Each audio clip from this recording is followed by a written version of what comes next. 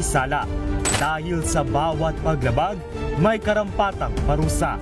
Alamin ang mga pananagutan sa likod ng mga bawal. Dito sa Hoy! Bawal Yan! Tuwing Sabado, alas 11:30 ng umaga. Dito lang sa DZRH TV.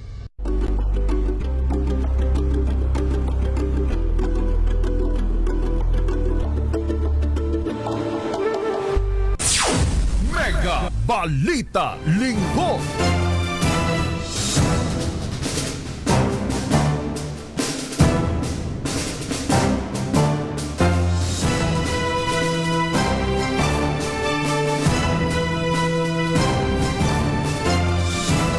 Ay, nagbabalik po ang Mega Balita Linggo. Ako pa rin ang inyong lingkod sa pagbabalita ko po, si Val Gonzales. Good morning kay Okay 2168 na nakamonitor sa ating live streaming sa YouTube. At dun sa lahat ng mga nanonood sa social media, Luzon, Visayas, Mindanao. Mega Balita Linggo. At sa pagpapatuloy ng ating balita at talakayan, napapanahon ng pag-aralan ng pamahalaan ang pagpapatupad ng law enforcement operation sa Bajo de Masinloc o Panatag Shoal para maalis ang nadiskobring moving structure ng China sa loob ng bahura. Itong mungkahi ni maritime law expert J. Batong Bakal sa gitna ng patuloy na pagmamatigas ng China na sila ang may jurisdiksyon sa fishing ground na nasa loob ng Philippine Exclusive Economic Zone. Sa panayam ng DZRH, giniit ni Batong Bakal na may legal na batayan ng Pilipinas para magsagawa ng tinatawag niyang self-defense. Meron din tayong choice, medyo dangerous man o medyo critical man, no, to invoke yung self-defense ng ating territory, no? Ayun. Kaya nga very serious yung ginagawa nila yan, no. Dati noong 1970s and 80s, pinapasabog lang natin yung mga nakikita nating struktura diyan sa Scarborough at sa Kalayaan, no? Baka kailangan nating pag-isipan ngayon kung kailangan nating gawin uli yun, no? Samantala, minado si Batong Bakal na hindi magiging madali ang anumang operasyon ng militar sa lugar, lalo pat ngayon ay may nakitang tao sa ibabaw ng nabanggit na struktura. Dagdag pa ni Batong Bakal, magiging komplikado ang paglapit at posibleng magdulot ito ng panibagong tensyon o eskalasyon sa pagitan ng Pilipinas at China. Meron tayong sadsad na barko pero mas marami sila ngayong kapaligid at magiging situation yung katulad nung sa BRP Sierra Madre, no? Baka mamaya magwala na naman sila, no? Palabas na naman nila yung mga Coast Guard nilang walang disiplina. Talagang yung potential na magkaroon ng escalation at lumala ang gulo ay malaki, no? Yan o si maritime law expert J. Batong Bakal. Mega Balita Linggo. Samantala, iniugnay naman ni Defense Secretary Gibo Teodoro sa kanyang paglalahad ng iligal na aktibidad ng China ang ipinataw na sanksyon sa kanya. Ayon sa kalihim, pinatawan siya at ng kanyang pamilya ng ban sa China dahil sa mga pahayag niya tulad ng patungkol sa West Philippine Sea kay Alice Go at mga scam hub, maging sa pinakahuling raid ng otoridad sa Phil Sandia Steel Corporation. Ipininyag ni Teodoro na ilang matataas na opisyal ng Chinese Embassy ang personal na namagitan upang maitago ang iligal na operasyon ng Sandia. Nanindigan ng DND chief na hindi pag-target sa Chinese nationals ang kanyang pakay kundi pagsugpo sa tinawag niyang kabalbalang nagpapahina sa Pilipinas. Una lang sinabi ni Teodoro na pagmamay-ari o pag-aari ang pabrika ni Tony Yang, isang Chinese national na kapatid ni former Duterte advisor na si Michael Yang. Mega Balita Linggo. 28 minuto makalipas ang 6 ng umaga. Kumpiyansa naman si Pangulong Ferdinand Bongbong Marcos Jr. sa lalakas na maritime cooperation ng Timog Silangang Asya. Kasunod ito ng adoption ng ASEAN Leaders Declaration on Maritime Coordination, itong 48th ASEAN Summit sa Cebu noong nakaraang buwan. Kanyang talumpati sa Malacanang nitong Araw ng Kalayaan, sinabi ni PBBM na kinikilala ng rehiyon ang pagiging multidimensional ng isyu sa karagatan. Sa gitna umano ng nagbabagong geopolitics, mas pinili ng ASEAN na manatiling nagkakaisa. Bukod sa Pilipinas nakakasakop sa West Philippine Sea, o bukod sa Pilipinas na nakakasakop sa West of Philippine Sea, ilang bansa rin sa Timog Silangang Asya ang mayroon ding iba't iba o kanya-kanyang claim sa South China Sea. Mega Balita Linggo. Umabot na ho sa 61 bilang ng mga nasawi kasunod ng pagyanig na magnitude 7.8 na lindol sa Maasim, Sarangani. Ayon sa Office of the Civil Defense o OCD, kumpirmado na ang nabanggit na bilang pero sumasailalim pa sa balidasyon ang pagkakakilanlan ng mga casualty. Umabot na rin sa 1,221 bilang ng mga nasugatan habang bumaba naman sa 33 ang bilang ng mga nawawala. Karamihan sa mga nawawalay mula sa Sarangani, Tosebad, Santos. Nagpapatuloy ang search operations pero nanatiling hamon dito ang mga sirang kalsada dahil sa landslide. Isipin ho ninyo kung 61 yung bilang na ho ng mga nasawi. Meron pang 33 na pinaghahanap ay almost 100. Kung ikangay sinawim palad dun ho sa malakas na pagyanig dyan ho sa Sarangani. Mahal pa rin tayo ng Panginoon dahil bagamat ganito ho kataas yung bilang, ang sabi ho ng mga eksperto, mas mataas pa yung nakikita nilang figures kung itong lindol na ito ay hindi nangyari sa ganong oras, alas 7:30 ng umaga. Dahil saktong-sakto yung ating mga estudyante ay nasa grounds, nasa labas dahil yun ay oras ng flag racing. Kung ibahin nga naman natin at ating susundan yung binabanggit ng mga eksperto, yan nangyari halimbawa ay tanghali. Ang tanghali, bukas na ang mga mod. Sipin ho ninyo kung ganong peligro at banta sa buhay ng ating mga kababayan na madaragdag pa. Tayo ho'y nakikiramay dun sa napakaraming buhay po na nawala ho rito. Sa isang malakas na paglindol ho na ito. Pero tingnan din ho natin yung ikangay na idulot nung sunod-sunod na mga earthquake drill. Ilang taon na ho nating ginagawa ho yan bilang paghahanda ho sa ganitong klase ho ng senaryo, ganitong klase ho ng kalamidad. Nagamit ho ng mga kabataan. At saludo ho tayo dun sa mga guro na kahit sa gitna ho ng isang nakakatakot at nakapangingilab na sitwasyon, nagawa pa rin ho nilang itayo yung kanilang composure, manindigan dun sa kanilang sinumpaang tungkulin na sila yung nagsisilbing nanay ng mga estudyante nila. Nakita ho ninyo yung ibang mga kumakalat ho sa social media.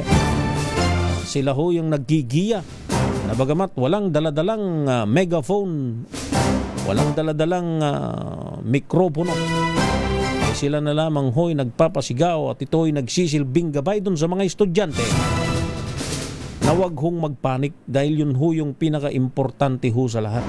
Yung hong hindi ho mahaluan ng panik dahil kapag ikaw ay nagpanik sa gitna ho ng ganyang sitwasyon, nako, hindi ka makakapagdesisyon ng naaayon dun sa dapat mong igalaw. Kaya napaka-importante, kailan lang yung huling earthquake drill. Mahalaga ho yun. Sinasanay ho tayo na kumilos ho ng tama. Dahil kung hindi at kanya-kanya ho tayo, Di na ho natin alam kung saan ang direksyon ang pupuntahan ho natin kapag ka sumapit ho yung ganyang pagkakataon. Mega Balita Linggo. 34 na minuto na makalipas ang 6 ng umaga. Muli ho tayong magbabalik makalipas ang muling paalala. This time check is brought to you by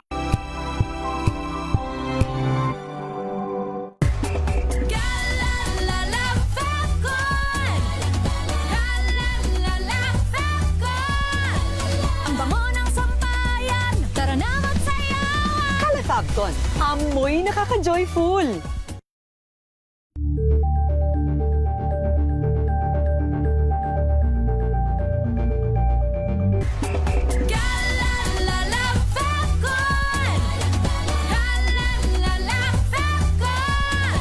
Ang bango ng sampayan, tara na magsayawan! Calefabcon, amoy nakaka-joyful!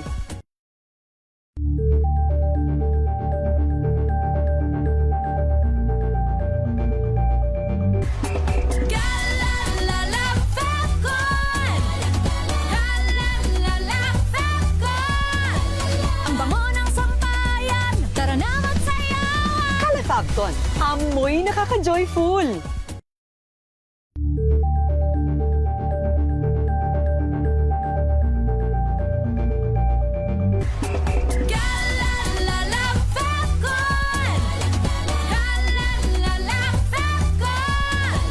Ang bango ng sampayan, tara na magsayawan! Calefabcon, amoy nakaka-joyful!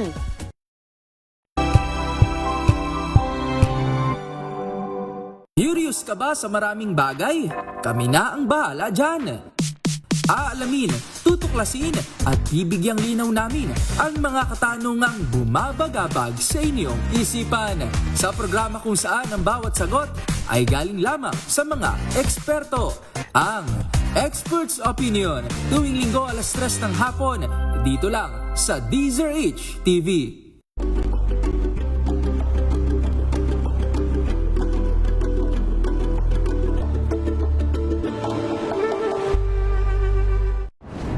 Kung good vibes ang hanap mo, dito ka na sa sigurado!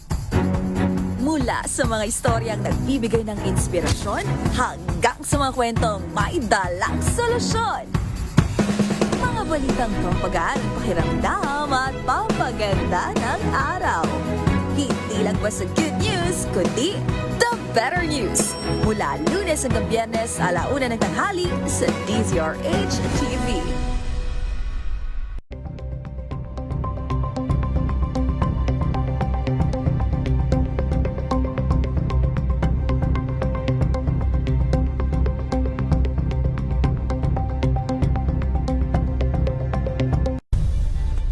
Nagsimula sa pangarap hanggang sa maabot ang tagumpay.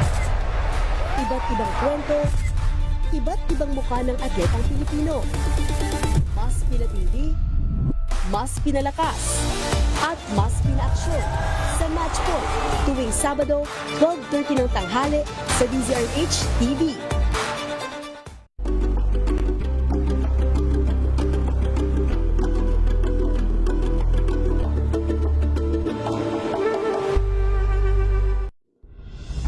Tuloy-tuloy ang pagtulong, tuloy-tuloy ang pagseserbisyo, at tuloy-tuloy ang balitaan kasama si May Binauhan sa Operation Tulong mula Lunes hanggang Biyernes.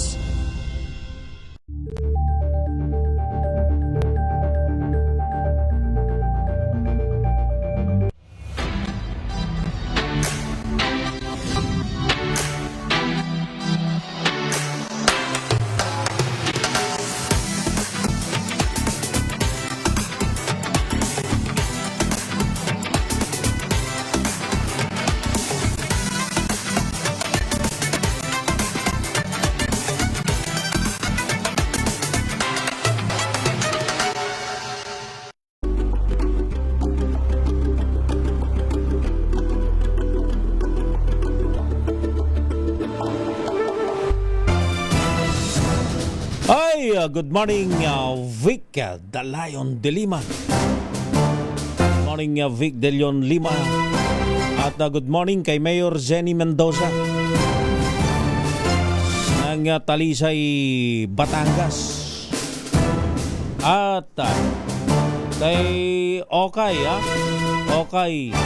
Kaya daw siya tinawag na Okay dahil paborito raw niyang ulam ang Hokkaido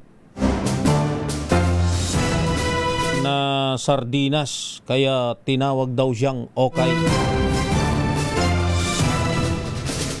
Isang lugar yata, isang lugar ba yun sa Japan? Yan ba yung napuntahan natin sa Japan, Kuya Edniel? Hokkaido. Ayan. Good morning din kay Raulo Lonan. Magandang umaga, sabi niya. Nanonood daw siya at nakikinig mula sa Cainta, Rizal. Kay Bentong. Good morning, ka Bentong. At syempre, kay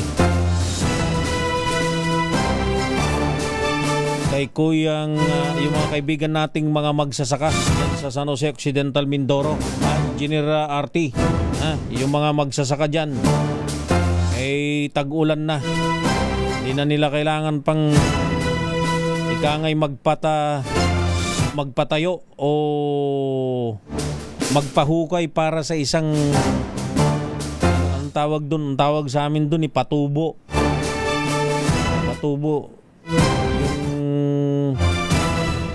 anong tawag doon? Yung pagpapalagay ng jetmatic. Ayun, patubo ang tawag kasi rin namin yung ating mga kababayang magsasaka dyan sa aming mahal na lalawigan dyan sa Tarlac. Magandang umaga ho sa inyo. Mega Balita Linggo. At sa pagpapatuloy ng ating balita at talakayan, umabot na sa 4,554 na mga aftershocks ang naitatala sa Mindanao kasunod ng magnitude 7.8 na lindol sa Sarangani nitong Lunes, Hunyo 8. Sa panayam ng DZRH, sinabi ni PHIVOLCS Director Teresito Bocolcol na bumababa ng bilang at magnitude ng mga aftershock sa mga nakalipas na araw.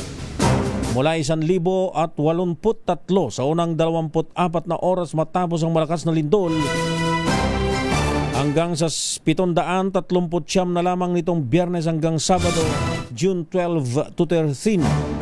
Ayon kay Bacolcol, ang pinakamalakas na aftershock na naitala ang magnitude 6.4 o 6.4 na tumama ilang oras lamang matapos ang magnitude 7.8 na lindol. So in-expect naman natin yan.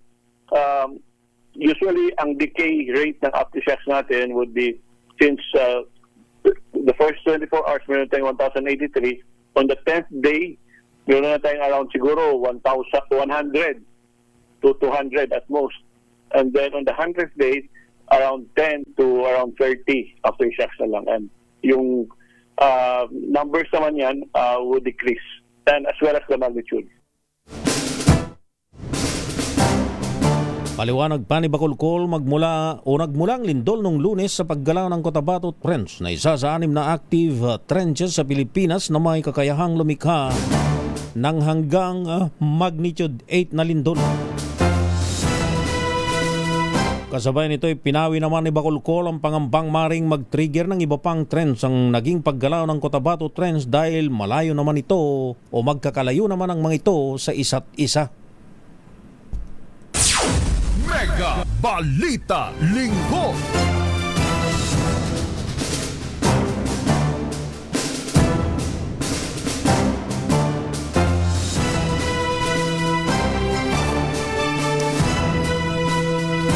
Samantala, sa iba pang mga balita, umabot sa 570 milyong piso ang halaga ng pinsala ng mga gusali di ba pang mga infrastruktura sa Coronadal City at 10 bayan sa South Cotabato matapos yumanig ang magnitude 7.8 na lindol nung araw ng Lunes. Ayon kay South Cotabato Governor Reynaldo Tamayo Jr., Nasa 562 pamilya nang lumikas dahil sa lindol. Samantala, iniulat ng mga otoridad na 73,436 na pamilya o mahigit 331 mga individual sa rehiyon ng Soc-Sargen ang naapektuhan dahil sa pagyanig. Nitong Biyernes lamang nakapagtala ng mga eksperto ng 4,017 mga aftershocks mula ng yumanig. Ang magnitude 7.8 na lindol. Mega Balita Linggo.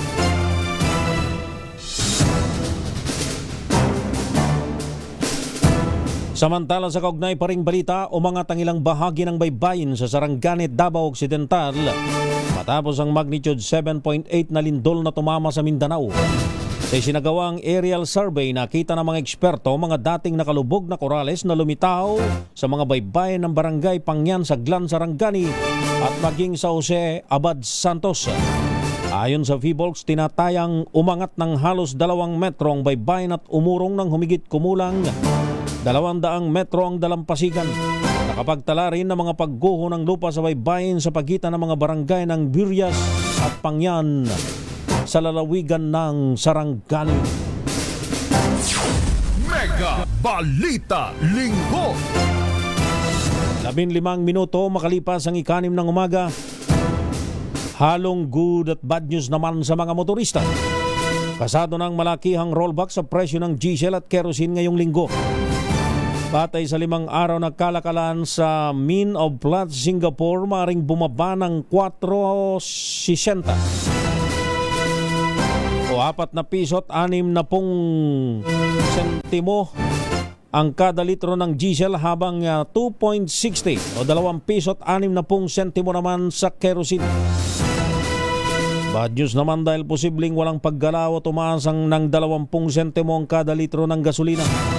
Paliwanag ng Oil Industry Management Bureau ng Department of Energy, bahagya lang ang epekto ng panibagong tensyon sa pagitan ng US at Iran. Mega Balita Linggo. 13 minuto o 14 na minuto na lang bago mag-ikapito ng umaga. Opisyal ng trilyonaryo ang pinakamayamang tao sa mundo. Wala nyo kung sino ito. Hindi ho ito yung maingay sa social media, kundi ito ho yung aking uncle. Ang aking uncle na si Elon Musk. Siya ang unang US dollar trillionaire sa kasaysayan, makarang tumabo ang kanyang net worth na 1.1 trillion US dollar mula sa pinagsamang shares ng mga kumpanyang SpaceX at Tesla. Naabot ito ni Musk matapos ang initial public offering valuation ng SpaceX na sumampa na sa $2 trillion. Nabatid na 38% ang shares ni Uncle Elon sa SpaceX, katumbas ng $760 billion na dagdag sa kanyang ownership ng Tesla. Batay sa mga eksperto, nagpapakita ang financial milestone ng kumpiyansa ng mga investor sa mga corporate ventures ni Musk na target umabot ang planetang Mars, target na maabot ang planetang Mars gamit ang kanyang SpaceX. Mega Balita Linggo.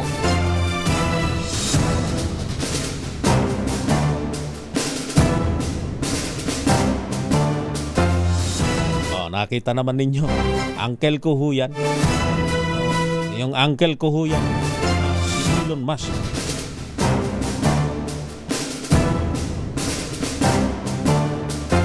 Ten years pa lamang ho nung ang namamayagpag na pinakamayamang tao sa mundo ay itong si Tito, yung isa ko pang Tito, si Bill Gates. Nakitaan na ho na talaga ng pagsirit dun ho sa kayamanan ho nitong aking uncle na si Elon Musk. 11 minuto bago magkikapito ng umaga. Si Mami at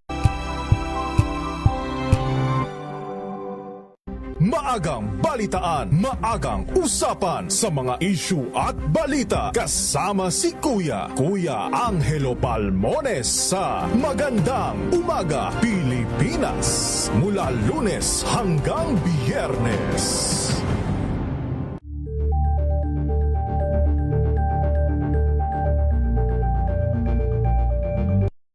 Mga balitang gigising sa inyong umaga. Mga balitang kailangan mong malaman. Mapapakinggan sa ACS Balita sa 2x2.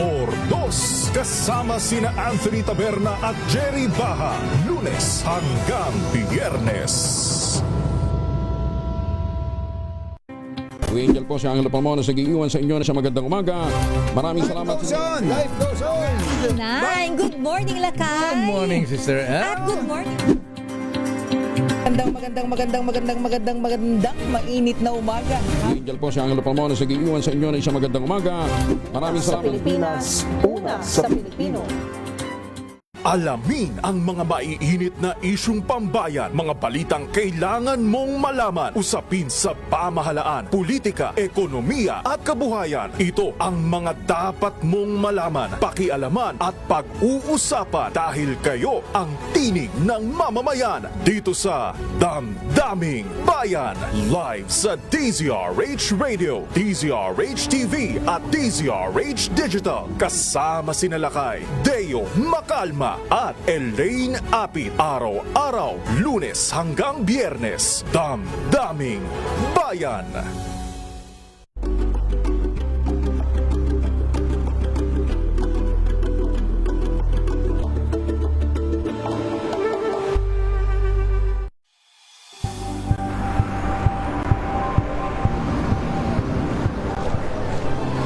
Ating mga eksperto dito lang sa Expert Opinion.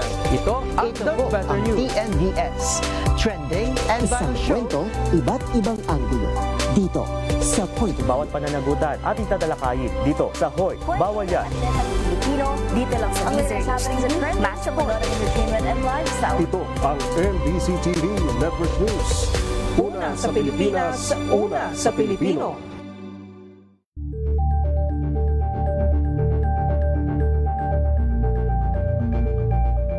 Tumunog na ang gandingan para sa kalikasan. Ang itinanghal bilang Best AM Radio Program Host ay si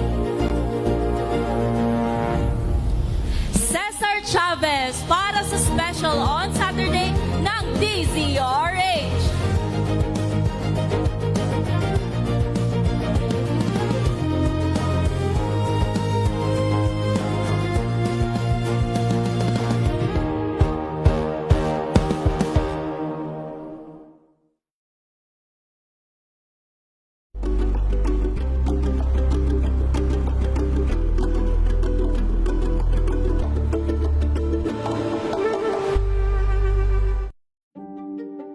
Buklatin ang mga pahina.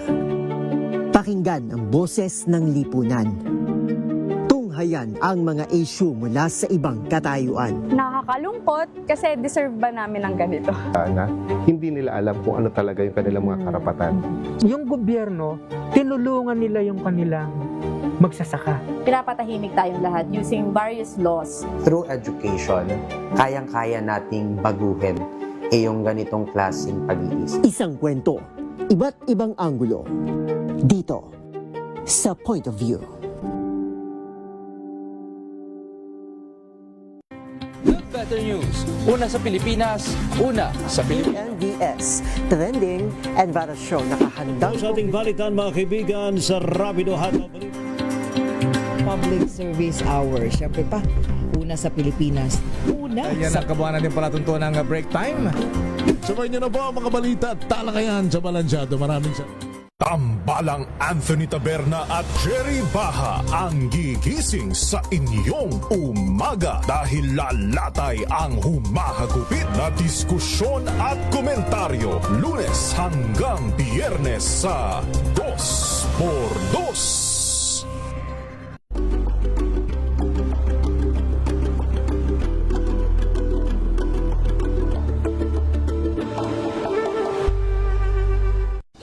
Ng naitalang 17 individual na ang kanilang naaresto. Ng Metro Manila Development Authority o MMDA ang No Contact Apprehension Policy o NCAP sa Metro Manila. Sa ilang mga dokumento ay peke.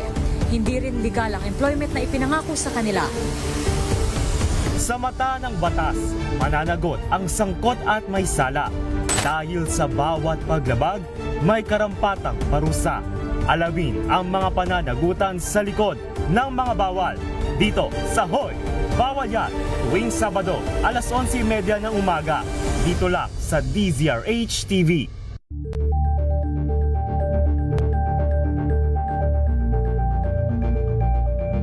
Tumunog na ang gandingan para sa kalikasan. Ang nagkamit ng parangal bilang Best News Anchor ay walang iba kundi si Angelo Palmones ng Magandang Umaga Pilipinas. Hoy! Meron na lamang ho tayong 4 na minuto at kalahating segundo bago mag-ikapito ng umaga. Hindi tinanggap ng ina ng Yumaong Ateneo basketball player Rene Baterbonia ang paghingi ng tawad ng head coach na si Tab Baldwin. Sa isang Facebook post, sinabi ni Robilyn Baterbonia na walang anumang paghingi ng tawad ang makababawi pa sa pagkamatay ng kanyang anak. Git ni Robilyn dapat sabihin sa kanyang totoong nangyari. Kinukwestiyon din ito ang pagtawag ni Baldwin na aksidenteng nangyari sa kanyang anak ngunit hindi siya binigyan ng update. Una rito sa 8 minutong video speech na uploaded sa Facebook page ng Ateneo de Manila University. Humingi ng paumanhin si Baldwin sa pamilya ng mga biktima. Bagaman sinubukan niya nilang matiyak na ligtas ang lahat, aminado si Baldwin na nabigo siya bilang coach ng koponan. At hindi niya na pangalagaan ang tiwalang ipinagkaloob sa kanya ng pamilya ni na Baterbonia at Adili. Ganito rin ho yung sentimiento ho ng nanay ho ng Nigerian player na si Adili. Yung hindi malinaw na detalye kung paano yung nangyari. Mega Balita Linggo.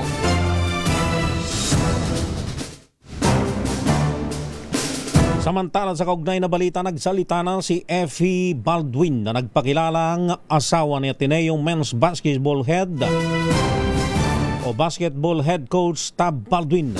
Kaugnay ng kontrobersiyang lumitaw matapos ang pagkamatay ni na Rene Baterbonia at Divine Adili sa Aurora. Sa isang video na kumalat sa online, sinabi ni Effie na ilang beses umano siyang nagbabala sa Ateneo de Manila University tungkol kay Baldwin at hiniling na alisin ito sa campus. Ayon kay Effie, sinabi niya sa pamunuan ng universidad na hindi ligtas ang mga bata sa paligid ng coach. Iginit din niya na dapat umanong siyasati ng mga otoridad kung bakit pinayagan pa rin si Baldwin na manatiling malapit sa mga kabataan. Sa kabila ng kanyang babala, binatigos din ni Effie ang naging reaksyon umano ni Baldwin sa insidente kasabay ng pahayag na hindi pa umano nararapat pag-usapan ang pag-move on habang sariwa pa ang pagdadalamhati ng mga pamilya ng mga namatay. A campaign of intimidation and silencing. Rovelyn and Elias, the deaths of your kids were not only predictable but preventable. The bodies of your kids are still warm, and he's talking about moving on. That's terrible. Please believe him. I urge the Filipinos and the police there to keep asking why he was still allowed around children in spite of these warnings. Mega Balita Linggo. Dalawang bagay ho yan. Ang sabi ng iba, sino daw ba ang nakakakilala? Kundi siyempre, yung matagal mong nakasama. Sinong nakakakilala sa isang tao? And at the same time, tingnan din natin yung motibo. Kung sila'y naghiwalay na at masama pa rin ang loob nung babae dito kay Baldwin, dun sa dati niyang asawa, masama pa rin ang loob, ano naman ang asahan mong mabuting sasabihin. Kaya dalawang bagay ho yan. Mega Balita Linggo. At may alok na full scholarship ang Ateneo de Manila o Ateneo de Davao University sa 6 na kapatid ng nasawing student athlete na si Rene Baterbonia. Ayon sa presidente ng Ateneo de Davao na si Father Karel San Juan, makatutulong ito para matupad ang pangarap ni Baterbonia na makapagtapos ng pag-aaral ang kanyang mga kapatid. Ito ang naging dahilan sana ng pagluwas ni Baterbonia sa Maynila sa pangarap na matagumpay o magtagumpay sa larangan ng basketball. Inanunsyo ito ni San Juan sa isang misa sa Christ the King Chapel sa Bangkal campus ng naturang universidad. Actually, meron hong grade 8 na kapatid itong si Rene Baldwin, ang pangalan ay Renz. Ang pangalan po ay Renz at yun ay dinidevelop na ng kanyang coach. Coach din ho nitong si namayapang si Rene Baldwin. Dinidevelop na ho yan ng Ateneo yung kanyang grade 8 na kapatid dahil kinakitaan na rin ho, gaya ng kanyang kapatid, kinakitaan na rin ho ng potensyal sa larong basketball.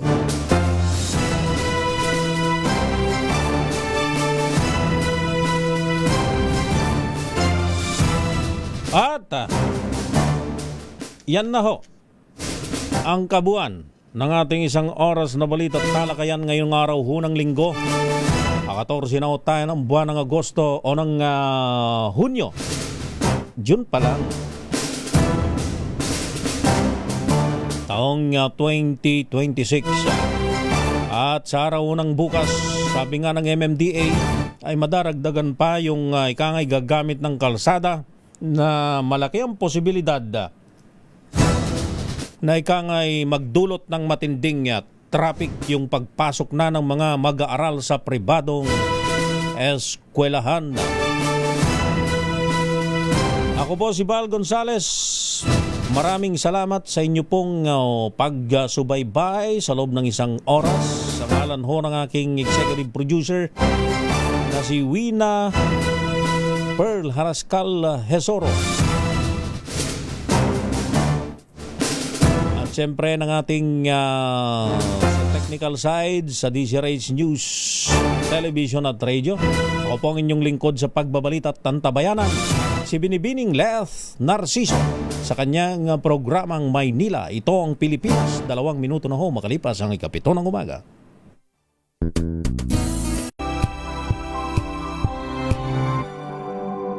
Wow, ang saya.